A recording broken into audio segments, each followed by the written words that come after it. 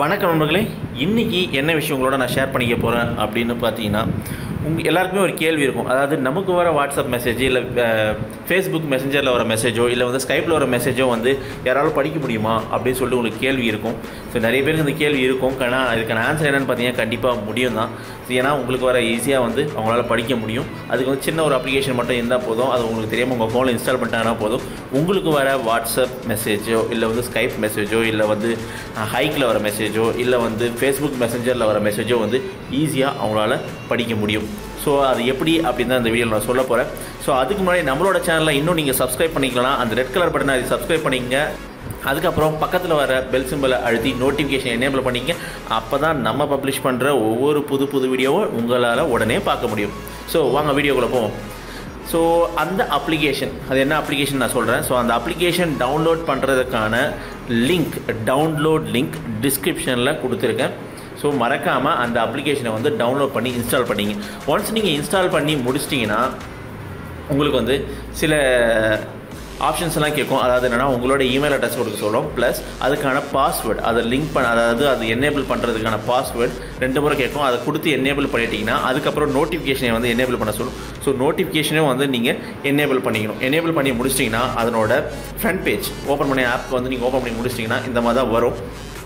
So open பண்ணிட்டதுக்கப்புறம் இதில் பார்த்தீங்கன்னா டாப்பில் பார்த்தீங்கன்னா உங்களுக்கு ரிஜிஸ்டர்டு இமெயில் ஐடின்னு இருக்கும். அதுக்கப்புறம் server URL to pull chat messages அது ஒன்று. அதுக்கப்புறம் last chat messages sync time. அதுக்கப்புறம் இந்த அக்கௌண்ட் இந்த ஆப்போ இல்லை இந்த அக்கௌண்ட்டை நீங்கள் டெலிட் பண்ணணும்னு நினச்சிங்கன்னா அதுக்கப்புறம் அந்த அன்ரிஜிஸ்டர்ட் டெலிட்டட் அக்கௌண்ட் அந்த ஆப்ஷன். ஸோ அதுக்கப்புறம் பார்த்தீங்கன்னா அப்லோட் ப்ரெஃபரன்ஸ். அந்த அப்லோட் ப்ரெஃபரன்ஸில் பார்த்தீங்கன்னா upload chat messages to server அது எனேபிள் பண்ணியிருக்கணும். அதுக்கப்புறம் delete all chat messages.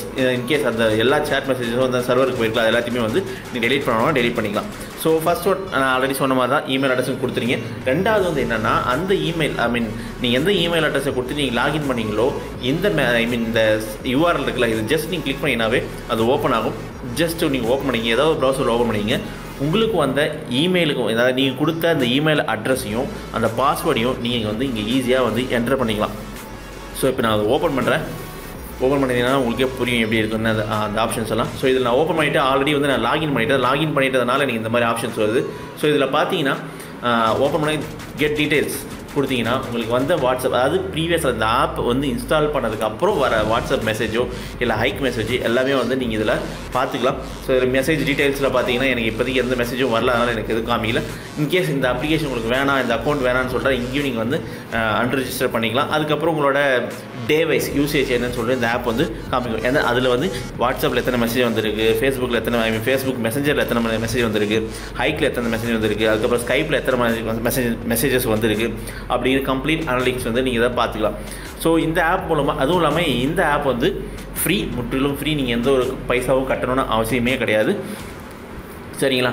So இப்போ இது பண்ணியாச்சு. இப்போ என்ன பண்ணுவோன்னா உங்களோட ஆப் நீங்கள் ஓப்பன் பண்ணியிருப்பீங்களே, அதில் பார்த்தீங்கன்னா upload chat messages to server இதை எனேபிள் பண்ணியிருந்தால் மட்டும்தான் உங்களால் அந்த உங்கள் ஃபோனுக்கு வர மெசேஜஸ் நீங்கள் அந்த ஃபோனில் இன்ஸ்டால் பண்ணிக்கிறோம் அந்த ஃபோனுக்கு வர மெசேஜஸ் உங்களால் படிக்கணும். ஸோ மறக்காமல் இதை எனேபிள் பண்ணிங்க.